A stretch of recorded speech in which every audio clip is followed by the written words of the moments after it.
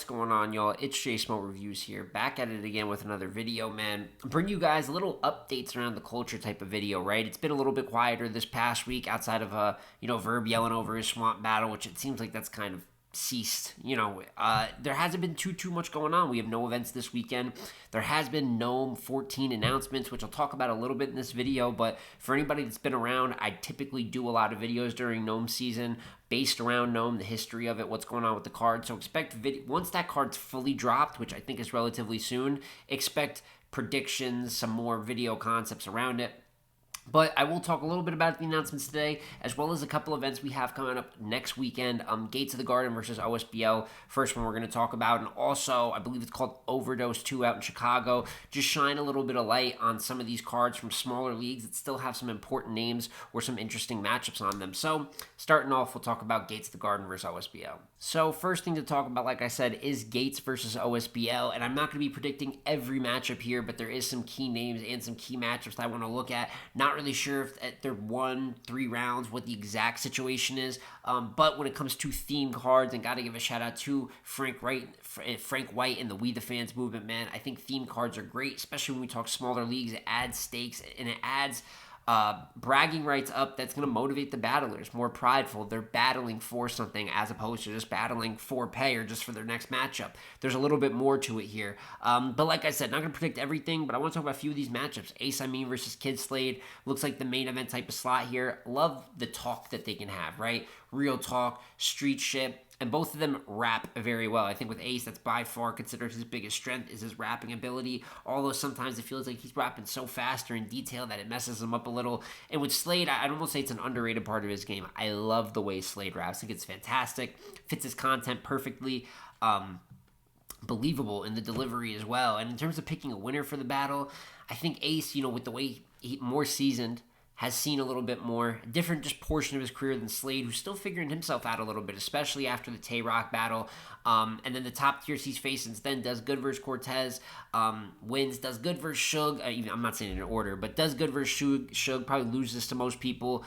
Does good versus Nitty, probably loses to most people though. So we're looking for him to kind of build up those winning ways again from the beginning of his career. It's not going to be the easiest versus Ace, but if it was easy, it probably wouldn't matter all that much, right? So I do have Ace winning going in, but good look for both of them. Think they should have a great battle. I think the Saga versus Saflair Soul, I can barely speak today, should also have a good battle. Punch heavy. I do have Soul winning going in because I always believed him as a talent ever since that class came out.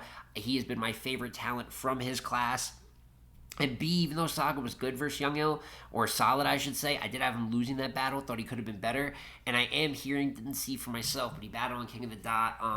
Maybe it was a fade card, some smaller card, and I heard that he may have lost in that card to a lesser opponent. So since he's kind of, it seems like went off URL, at least went to RB and is on this more of an independent run, which kind of has been on the last few years anyways, but haven't been too impressed. I think Saflair Soul should get a win here, but Saga's more than capable if he applies himself.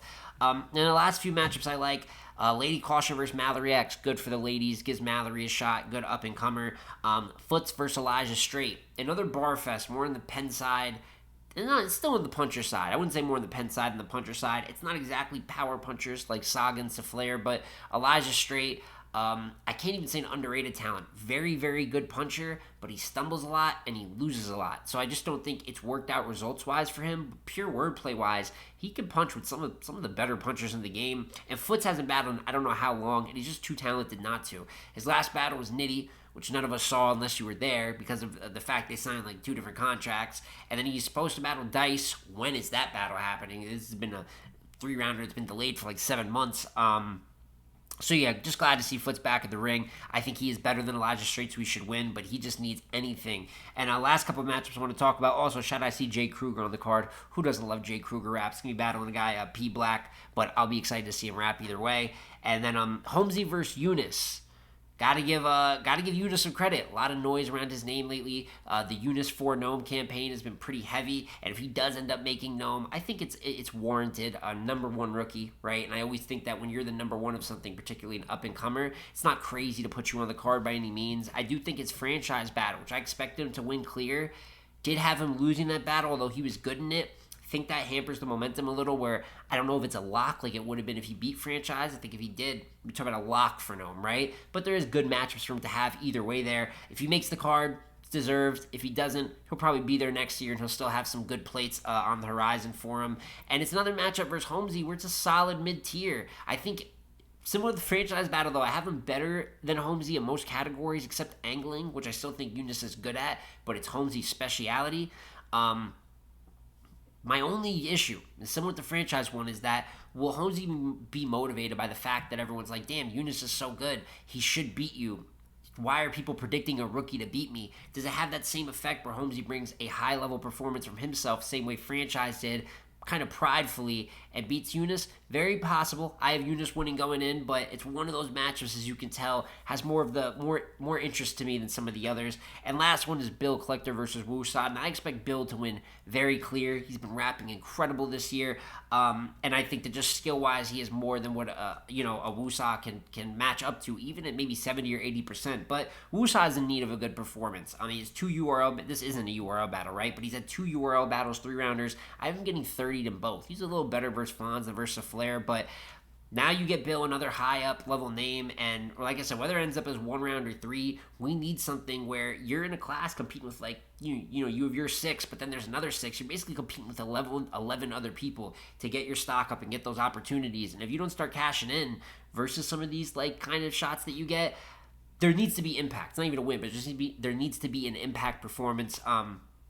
And that's really all my takeaways here, man, right? So this will be going down May 18th, I believe it is. Go get your pay-per-views on rapgrid.com, basic pay-per-view format. And, we'll see what battler is able to rise or lose some stock here. Also, wanted to shine some light on the Overdose 2 card out in Smoke Room Battle League out in Chicago. And for the most part, it's a 2-day event with just a tons of names battling, maybe more local level talent. You got New Jersey Twerk versus Mega the Savage, Chess versus King Crash, B Magic's battling versus Shastafa. I think Ill Will's battling versus Heavy Half as well.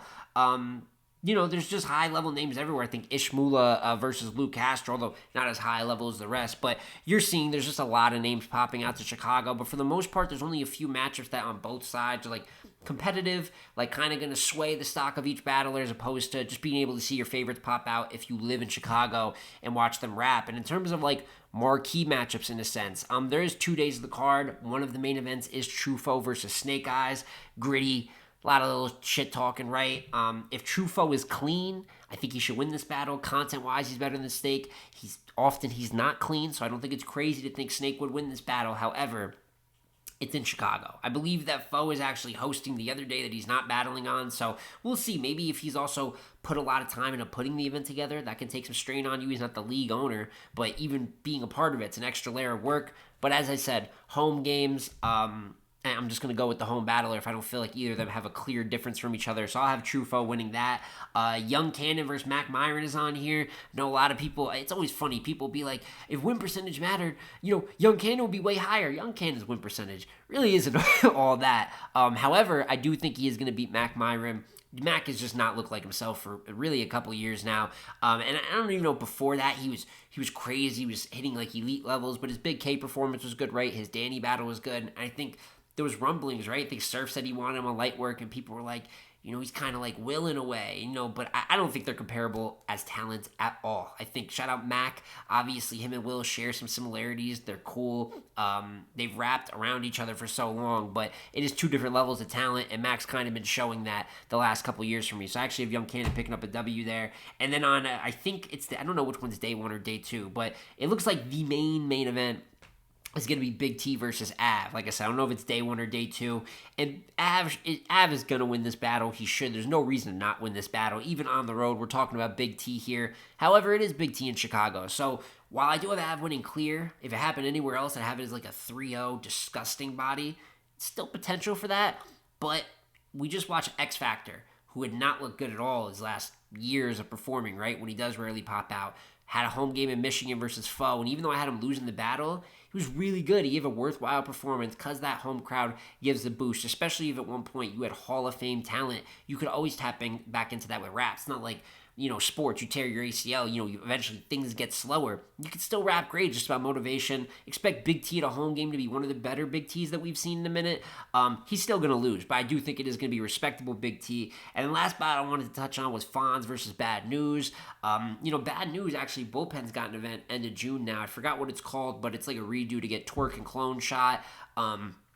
Loso versus Rosenberg Raw is going to be on there as well. Pretty solid battle. And then you would Bad News versus JC on there. And Bad News already also battled Arsenal earlier in the year. So he's been building up his resume. He's got a lot going on. And then he's battling Fonz in the middle of all this.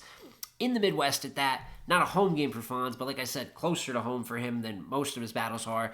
I think Fonz is going to obliterate Bad News. And it's not because I don't think Bad News got a little bit better. I have appreciated that he's worked on things bar for bar. Delivery's always been there. Still susceptible to his usual dry spots, but it has been fairly better. But you don't just get a little better and then go battle Fonz with the run that he's been on. Power puncher.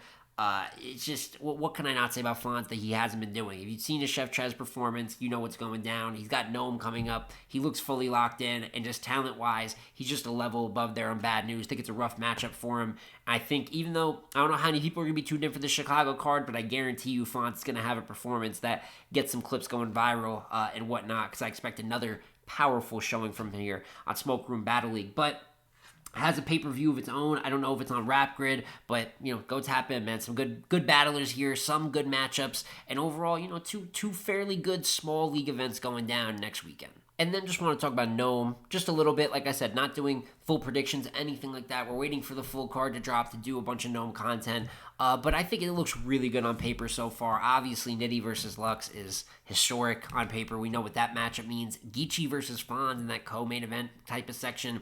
Could see some punches here. I think Geechee is the style that's perfect to go up against Fonz's, but as it is with Geechee versus most punchers, they're going to give full effort, and what you get is great punching, which is just going to be great material either way, versus the potential of Geechee Gotti rebuttaling back, angling back, doing some real talk back. We know Fonz can punch on a little bit of an angle too. I just see both of them being motivated and giving high quality effort, and if these two are 8 out of 10s, if not better each, you have the potential to maybe get one of the better battles of the year. That's what Fonz has been producing. Geechee's had some great performances. He's had some Loso type of performances too where he doesn't care that much, but I don't see him bringing that type of bag to NOME. You also have Danny versus T-Top. Just a solid top tier matchup. Not the craziest over it. People aren't jumping up and down and doing cartwheels for it, but it's solid. Danny, very respectable, multiple gnomes. Top, very respectable, multiple gnomes. And T-Top has had a fantastic start to his 2024. One of, locked in, the 3 best battlers of this year so far. So if he's in form, you can't be mad at a battle like that getting booked. And then the last one they've announced is Tay-Rock versus Jerry West. We've been waiting, we've been asking, and we finally fucking got it. Huge for Jerry. Probably not the best opponent Rock's taken, but maybe the most dangerous battle. We'll talk about it a little bit more in the predictions, but up there with Bill and A-Ward, I think Jerry is, if not above, maybe 1, whatever. It depends how you debate it, but definitely one of his toughest opponents of the year so far. So there's a bunch of things to look forward to with NOME, and once the full card's done, might even rank the battles on the card from level of excitement. Might talk about it a little bit more in detail. I don't know yet, but there is going to be some videos coming out once we get that full card. But this was a whole video, man. It all wasn't on for like 3 or 4 days. Just want to give you guys a little update. What events are coming up if you didn't see them coming. A little bit of my thoughts on NOME. And then obviously expect in the next few days, once NOME's fully announced, even the venue, which hasn't went public yet. But once all that's out there, definitely plan on doing a ton of content on that event for you guys. But like I said, tap into any of these pay-per-views. I'll put the links in the description for Rap Grid on Gates of the Garden OSBL. I would figure the Smoke Room might be on Rap Grid as well, but either way, I'll throw the pay-per-view link in the description. But y'all let me know in the comments, what do you think of these battles, and what do you think of the NOME battles coming up? Are you excited for NOME? Please let me know. But it's been J Smo Reviews again, y'all. Like, comment, subscribe. I'm going to catch you on the next one, man. Peace.